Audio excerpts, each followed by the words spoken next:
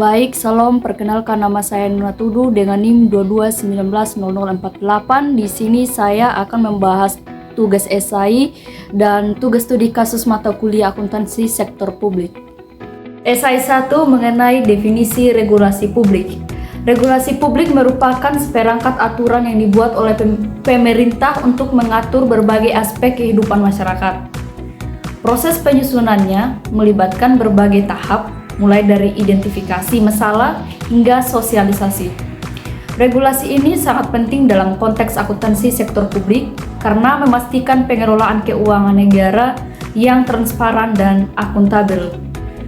Dalam proses pembuatan regulasi, berbagai pihak terkait seperti pemerintah, masyarakat, dan ahli terlibat.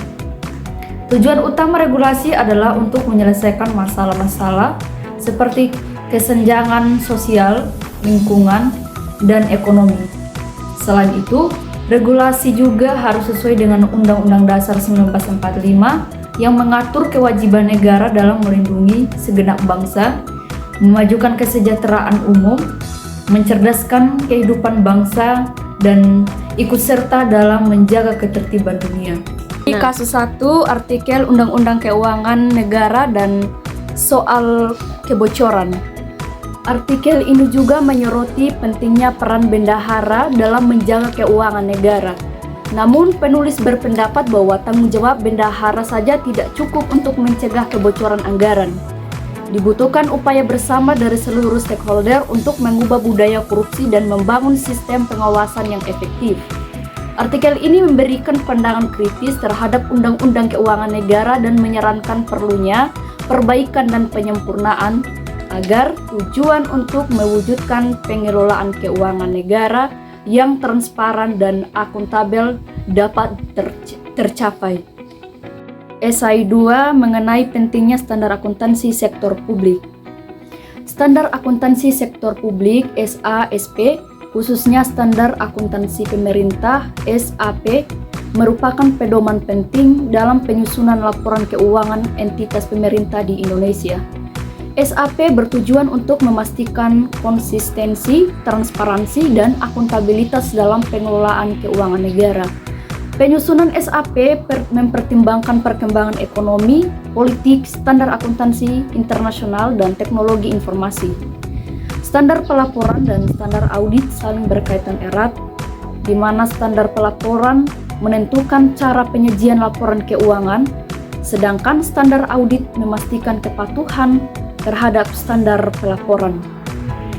Ruang lingkup SAP mencakup seluruh aspek akuntansi entitas pemerintah, mulai dari pengakuan aset hingga pengungkapan informasi.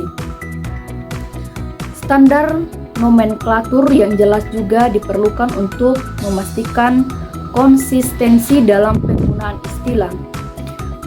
Tujuan utama dari standar akuntansi dan pemeriksaan keuangan adalah untuk meningkatkan kualitas pelaporan keuangan, meningkatkan akuntabilitas, dan mencegah terjadinya penyimpangan dalam pengelolaan keuangan negara. Studi kasus 2 tentang artikel Undang-Undang Keuangan Negara dan soal kebocoran. Artikel Undang-Undang Keuangan Negara dan soal kebocoran yang ditulis oleh Dia Lukisari membahas implementasi Undang-Undang Nomor 6 Tahun 2003 tentang keuangan negara dan dampaknya terhadap pengelolaan keuangan negara di Indonesia. Artikel ini mengulas secara mendalam mengenai perubahan struktur pengelolaan keuangan negara pasca berlakunya undang-undang tersebut, di mana kekuasaan yang sebelumnya terpusat di Bappenas kini beralih ke Kementerian Keuangan. Selain itu, artikel juga menyoroti peranan Kementerian BUMN dalam pengelolaan aset negara dan potensi konflik kepentingan yang dapat timbul. Meskipun Undang-Undang Keuangan Negara diharapkan dapat mencegah kebocoran anggaran, penulis menyoroti beberapa kelemahan dalam undang-undang tersebut, seperti kurangnya pengaturan yang jelas mengenai batas kekuasaan Presiden dan Menteri Keuangan, serta kesulitan dalam membuktikan kasus korupsi. Penulis menyimpulkan bahwa keberhasilan dalam mencegah kebocoran anggaran tidak hanya bergantung kepada regulasi yang kuat, tetapi juga pada komitmen dan integritas seluruh pihak yang terlibat dalam pengelolaan keuangan negara. Esai 3 membahas tentang ACP memiliki karakteristik dan tujuan yang berbeda dengan akuntansi bisnis. Akuntansi sektor publik memiliki karakteristik dan tujuan yang berbeda dengan akuntansi bisnis. Fokus utama akuntansi sektor publik adalah pertanggungjawaban publik, efisiensi dan efektivitas penggunaan dana, sedangkan akuntansi bisnis berorientasi pada profitabilitas. Perbedaan ini tercermin dalam sumber dana, lingkup kegiatan, standar akuntansi, dan fokus pelaporan. Meskipun terdapat perbedaan, keduanya memiliki prinsip akuntansi yang sama dan tujuan umum untuk menyajikan informasi keuangan yang relevan dan andal. Namun, terdapat beberapa tantangan dalam akuntansi sektor publik, seperti kurangnya kesadaran akan pentingnya akuntansi dan keterbatasan sumber daya manusia. Untuk mengukur kinerja organisasi sektor publik, dapat digunakan berbagai metode seperti balance, scorecard, dan performance-based budgeting. Meskipun demikian, membandingkan kinerja sektor publik dengan sektor swasta memiliki beberapa kendala karena perbedaan tujuan, ukuran kinerja, dan kultur organisasi. Studi kasus 3 mengenai artikel banyak BUMN terjerumus masalah keuangan. Artikel ini mengungkapkan permasalahan serius dalam pengelolaan keuangan BUMN di Indonesia. Hasil audit BPK menunjukkan banyaknya BUMN yang mengalami kerugian, indikasi korupsi, dan kredit macet. Beberapa BUMN bahkan menolak audit oleh BPK dan lebih memilih auditor independen. Situasi ini menimbulkan kekhawatiran akan kurangnya transparansi dan akuntabilitas dalam pengelolaan BUMN. Perbedaan antara pengelolaan keuangan BUMN dan perusahaan swasta juga menjadi sorotan. Meskipun sama-sama entitas bisnis, BUMN memiliki tanggung jawab yang lebih besar kepada publik karena merupakan milik negara. Namun, banyak BUMN justru menunjukkan kinerja yang lebih buruk dibandingkan perusahaan swasta. Selain itu, adanya konflik peraturan antara Undang-Undang BUMN dan Undang-Undang BPK terkait kewenangan audit juga memperumit upaya pengawasan terhadap BUMN.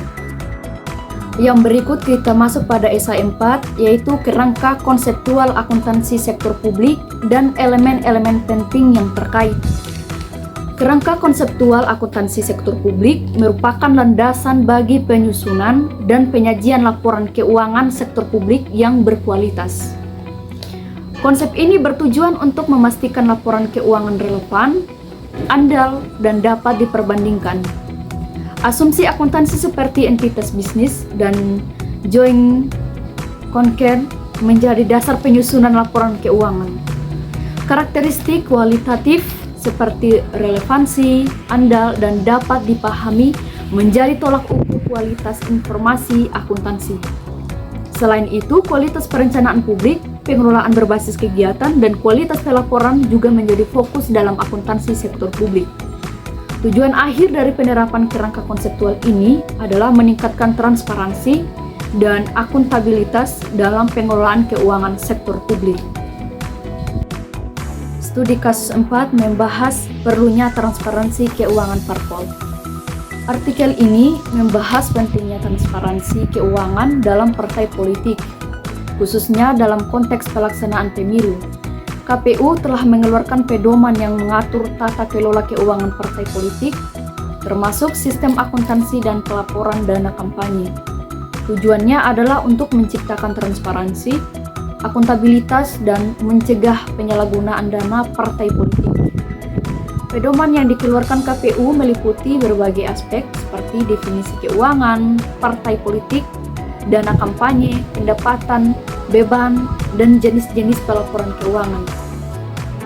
Selain itu, pedoman ini juga mengatur tentang pengawasan terhadap pengelolaan dana kampanye oleh KPU melalui audit oleh kantor akuntansi publik.